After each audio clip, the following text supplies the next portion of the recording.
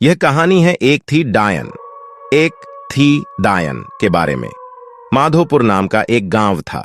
उस गांव में एक अजय और पार्वती नाम के पति पत्नी रहते थे। अजय सरकारी नौकरी करता था। एक दिन की बात है, गर्मी का समय था। अजय ऑफिस का काम खत्म करके रोज की तरह ऑफिस से घर वापस जा रहा था। रास्ते में एक बाजार पड़ रहा था, तो उसने सोचा कि घर जाते जाते कुछ सब्जी लेते चलूं। तो उसे वहां खूब ताजी ताजी मछली दिखी और उसे खरीद लिया। इसके अलावा और कुछ सामान लेने लगा। सामान लेते लेते उसे समय का पता ही नहीं चला। काफी अंधेरा हो चुका था। घर थोड़ा दूर था, तो वह सोचा कि सीधे सीधे रास्ते से जाऊंगा तो और काफी रात हो जाएगी, इसलिए आज जंगल के रास्ते से जाता हूं, जल्दी पहुंच जाऊंगा। वह जंगल की ओर अपनी गाड़ी घुमा लिया। काफी अंधेरा हो चुका था और अजय तेज गति से गाड़ी चला रहा था। थोड़ी देर बाद उसके गाड़ी के सामने एक औरत आ गई और अजय झटके से ब्रेक मारते हुए गाड़ी को रोका। अजय उस औरत को देखा। वह औरत बड्डी सी घूंघट डाल रखी थी और जोर जोर से रो रही थी। अजय उससे पूछा कि कौन हो तुम और तुम्हारा घर कहाँ है? इतनी रात को इस घने जंगल में क्या कर रही हो? लेकिन वह अजय के कोई भी सवाल का जवाब नहीं दे रही थी और बस रोए जा रही थी। उसके रोने से ऐसा लग रहा था कि पूरा जंगल ही गूंज रहा है। अजय ने सोचा कि शायद किसी मजदूर की पत्नी होंगी जो रास्ता भटक गई है। रास्ता बहुत ही सुनसान था, इसलिए उसने सोचा कि इस औरत की मदद किया जाए। फिर अजय ने बोला कि तुम मेरे साथ मेरे घर चलो, सुबह होते ही तुम्हें तुम्हारे घर छोड़े दूंगा। वह अजय के साथ घर चलने के लिए तैयार हो गई और गाड़ी के पीछे बैठ गई। रीति रिवाज के कारण उसने अपने सिर पर घूंट डाल रखा था, जिसकी वजह से उसका चेहरा छुपा हुआ था। काफी रात हो गया था, तो घर पर अजय की पत्नी उसका इंतजार कर रही थी। जैसे ही घर के बाहर गाड़ी की आवाज सुनाई दिया, वैसे ही पार्वती दौड़ डच कर बाहर आई।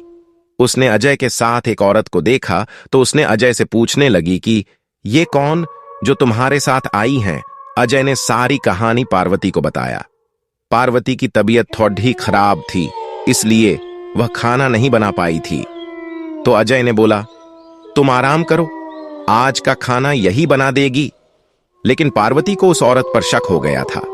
उसे लगा कि यह कोई साधारण औरत तो लग नहीं रही है, शायद यह कोई चोरनी होगी जो चालाकी से घर का सामान चुराने आई है। पार्वती ने इसे अपना रसोई घर दिखाया और बोली, मौसम बहुत खराब हो रहा है, तुम जल्दी से खाना बना लो।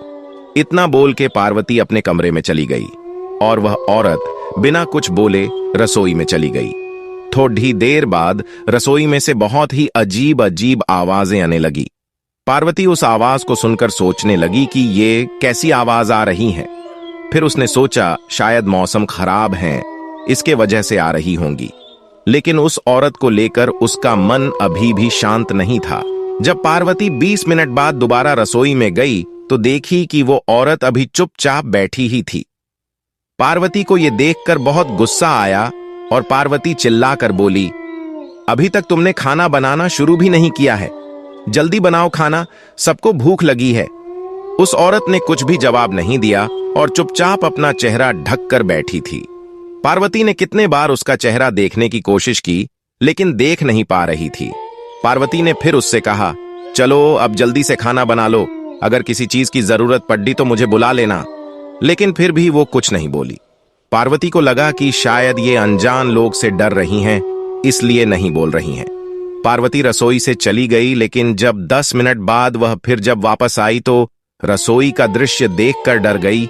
उसके पैर वहीं जम गए और उसके गले से आवाज भी नहीं निकल रही थी। उसने देखा कि वह औरत रसोई घर के बीचों बीच में बैठकर दोनों पैर फैलाकर कच्ची मछलियां खा रही हैं।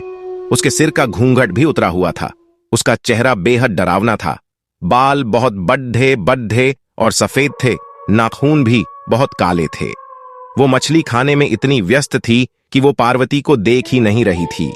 पार्वती उसे देखकर चिल्लाई नहीं की और ज्यादा अपना खतरनाक रूप ना बना ले।